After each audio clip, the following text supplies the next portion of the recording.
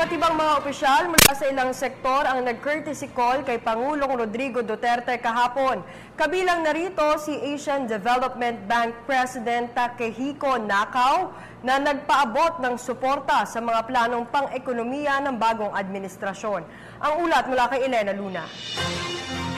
Personal na ipinaabot kay Pangulong Rodrigo Duterte ni Asian Development Bank President Takehiko Nakao ang suporta sa 10-point economic agenda ng gobyerno. Ayon sa opisyal, makikipagtulungan ang ADB sa bagong administrasyon para sa maayos na serbisyo publiko, pagpapabilis ng infrastruktura, pagpapatuloy ng CCT at pamumuhunan sa edukasyon at kalusugan ng mga mamamayan. Ibinahagi naman sa Pangulo ni House Speaker Sonny Belmonte at Vice Mayor Joy Belmonte ang mga ginagawang hakbang ng Quezon City para sa kampanya ng administrasyon laban sa iligal na droga. Ginawa ito ng magama sa courtesy call sa Pangulo sa music room ng palasyo. Kasabay nito, tinayak ng House Speaker ang suporta sa liderato ng Pangulo.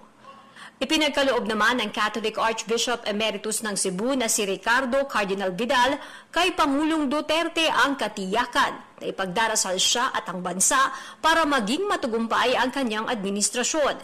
Dumating sa palasyo ang kardinal kasama ang kaibigang si Dino Francisco Lebron. Naroon din si Supreme Court Associate Justice Jose Mendoza. Para sa PTV News, ito si Elena Luna. Hi! Ako si Ria Fernandez. Mag-subscribe na sa PTV YouTube channel. I-click lang ang subscribe button.